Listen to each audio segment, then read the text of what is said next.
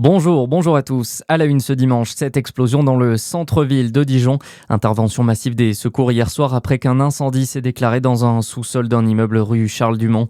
Il a été provoqué par l'explosion de la batterie au lithium d'un vélo électrique. Par chance, aucune victime n'est à déplorer.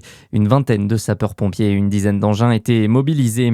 Une série de vols qui coûte cher au monde agricole. En Saône-et-Loire, le préjudice est estimé à près de 500 000 euros après plusieurs vols de matériel survenus au cours des 6 derniers mois.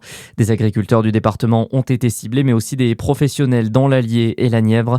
4 suspects ont été interpellés. 2 d'entre eux ont été placés en détention provisoire dans l'attente de leur jugement.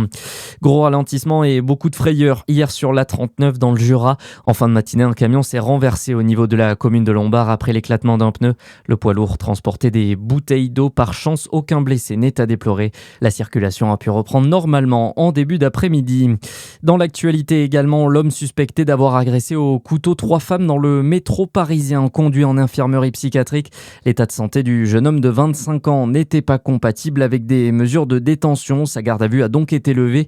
Interpellé à Sarcelles après avoir pris la fuite, il est soupçonné d'avoir poignardé vendredi 3 femmes sur la ligne 3 du métro parisien. Toutes ont été légèrement blessées. Toujours à Paris, 40 personnes interpellées hier soir place du Trocadéro. Selon le journal Le Parisien, plusieurs ultras du PSG s'étaient donné rendez-vous sur la place pour fêter l'année historique de leur club et notamment le titre en Ligue des Champions. Des fumigènes et plusieurs tirs de feux d'artifice ont été signalés par les autorités. Et puis en basket, place au All-Star Game de la LNB cet après-midi. Un show de plusieurs heures réunissant les meilleurs joueurs du championnat de France. Au programme, concours de tir à 3 points et concours de dunk. Avant le match des étoiles opposant les meilleurs joueurs français face aux meilleurs joueurs étrangers évoluant en Betclic Elite. Début des festivités à l'Accor Arena à 17h. Bonne journée sur Fréquence Plus.